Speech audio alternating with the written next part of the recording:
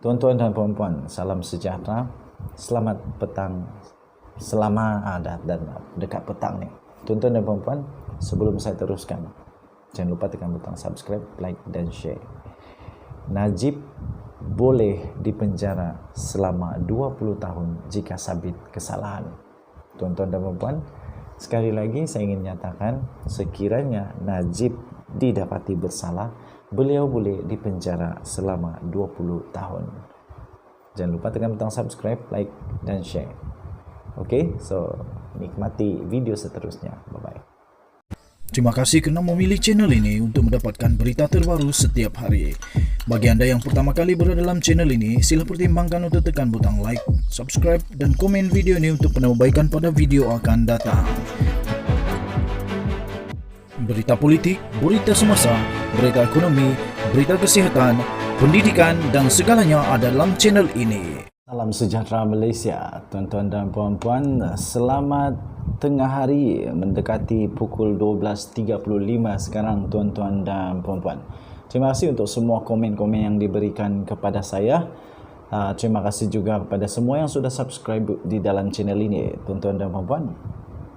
Denyut rakyat, suara rakyat. Denyut nadi, maafkan saya. Denyut nadi suara rakyat bergema di channel ini, tuan-tuan dan puan-puan. Masih lagi perbicaraan kes 1MDB Datuk Seri Najib Tun Razak masih berlarutan pada sehingga kini, dan kes ini of course ramai orang cakap lambat dan sebagainya, tapi kita harus tahu bahawa kes ini bukan kes yang kecil, kes ini kes yang besar. Lagi pula orang yang dibicarakan ini, tuan-tuan dan puan-puan, adalah bekas Perdana Menteri Malaysia. So kena hati-hati dengan semua keputusan kerana ini akan dimasukkan dalam sejarah Malaysia, tuan-tuan dan puan-puan. Akan termasuk di dalam perjalanan sejarah moden untuk negara Malaysia. Tuan-tuan dan puan-puan, terkini, mari dekat, mari rapat. Bagi yang sudah rapat, jangan lupa tekan butang subscribe, like dan share. Tuan-tuan dan puan-puan, anda boleh like, share dan subscribe pada bila-bila masa. Dan anda juga boleh unsubscribe kalau anda tidak suka dengan channel ini. Tak apa, boleh cari channel yang lain yang kamu suka. Apapun bagi yang tetap setia, terima kasih saya ucapkan. Saya nak beri flying kiss. Terima kasih daripada The Twin TV. Kita bongkar satu-satu, tuan-tuan dan puan-puan. Terkini untuk perbicaraan 1MDB membabitkan bekas Perdana Menteri Malaysia, tuan-tuan dan puan-puan, ada satu pendedahan terbaru yang mengejutkan, tuan-tuan dan puan-puan. Bagi saya, apapun yang hendak dilakukan perlu disiasat dulu, tuan-tuan dan puan-puan, terutamanya untuk yang melibatkan wang berbilion-bilion dolar. Mana mungkin kita hanya boleh buat macam tu saja dengan mudah saja. Patut disiasat dengan teliti, tuan-tuan dan puan-puan. Inilah yang terjadi di dalam perbicaraan terkini ini yang telah diterbitkan di newspaper online ataupun di dalam satu laman web, theedgemarkets.com. Satu laman web yang dibaca seluruh dunia, tuan-tuan dan puan-puan. Jadi ini bukan cerita kedai kopi ya. Okey. Tuan-tuan dan puan-puan, bekas CFO 1MDB membuat kejutan. Bekas CFO 1MDB membuat kejutan, tuan-tuan dan puan-puan. Kejutan apa? Beliau, iaitu Azmi Tahir, berkata beliau tidak menyiasat kesahihan abar itu palsu. Tuan-tuan dan puan-puan, ini mengejutkan. Bagaimana mungkin ini boleh terlepas pandang? Tetapi kita baca bersama-sama dahulu. Jangan dulu buat tafsiran sehingga kita baca dengan teliti. Bekas Ketua Pegawai Kewangan atau CFO One Malaysia Development Berhad, tuan-tuan dan puan-puan, iaitu Azmi Tahir, memberitahu Mahkamah Tinggi bahawa beliau tidak menyiasat sama ada Abar Investment PJS Limited atau BVI yang 1MDB berurusan dan memberi wang. Adalah sebuah syarikat palsu yang sebenarnya menyamar sebagai anak syarikat milik Kerajaan Abu Dhabi International Petroleum Investment Company atau IPIC. Tuan-tuan dan puan, Azmi yang telah memberi kenyataan sebagai saksi pendakwaan yang ke-12 dalam perbicaraan rasuah bekas Perdana Menteri Malaysia iaitu Datuk Seri Najib Tun Razak yang melibatkan kira-kira 2 bilion US dollar. 2 bilion hampir 9 bilion ringgit Malaysia agaknya. Dana yang diselewengkan daripada 1MDB, tuan-tuan dan puan. Berkata pada Isnin bahawa tugasnya sebagai CFO pada 2014 adalah untuk mengagihkan dana seperti yang diarahkan oleh lembaga pengarah. Tuan-tuan dan puan, Beliau berkata, beliau melihat tiada keperluan untuk menyiasat berhubung kesahihan abar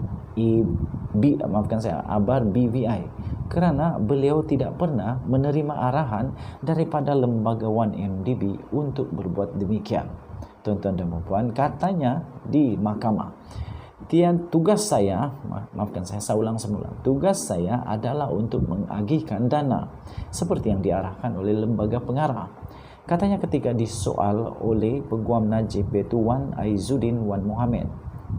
Barisan soal jawab yang adalah berkaitan dengan perjanjian pembelian balik option 1MDB Energy Holding Limited yang ditandatangani dengan abar BVI, syarikat cangkang palsu yang ditubuhkan oleh pembiaya dalam buruan sekarang ini iaitu Loh Teck Joe di British Virgin Island atau dikenali sebagai abar palsu. Perjanjian itu menyatakan bahawa 1MDB Energy, anak syarikat milik penuh 1MDB, akan komited untuk membayar sebanyak 989 juta US dollar untuk membeli balik option dan sebanyak 175 juta US dollar pula daripada 989 juta US dollar itu akan dibayar terlebih dahulu pada tarikh perjanjian itu, tuan-tuan dan puan-puan. Azmi berkata, beliau tidak pernah mengetahui tentang abar palsu. What? Semasa memegang jawatan sebagai CFO dan hanya mengetahui mengenainya pada tahun 2015, tuan-tuan dan puan-puan, apabila beliau dipanggil oleh Suruhanjaya Pencegahan Rasuah Malaysia di mana SPRM telah menyoalnya mengenai perjanjian palsu yang telah mengambil tempat. Wang itu bertujuan untuk membeli balik 49% saham yang dipegang oleh IPIC dalam anak syarikat 1MDB, 1MDB Energy dan 1MDB Energy Langat Limited. Tuan-tuan dan puan-puan, Azmi berkata, semua hubungan dan urusan dengan abar palsu ini dikendalikan oleh bekas peguam bela 1MDB iaitu Jasmine Loh Aiswan. Satu lagi nama. Berurusan dengan abar bukan bidang saya, katanya. Hubungan dengan abar diuruskan oleh Jasmine, katanya. Selepas soalan Wan Aizuddin mengenai pemindahan wang kepada abar palsu, Azmi berkata, keseluruhan 1MDB melihat perjanjian ini dan tidak tahu abar adalah palsu. Wow, ini memang komplot luar biasa. Memang sangat teliti sehingga tidak terhidu oleh mereka. Tuan-tuan dan puan-puan, ini tidak pernah dibangkitkan terdapat 30 atau 40 pasang mata yang melihat perjanjian ini dan abar palsu tidak dikesan. 30 atau 40 pasang mata ramainya melihat perjanjian ini dan dia kata abar palsu ini tidak dapat dikesan. Luar biasa.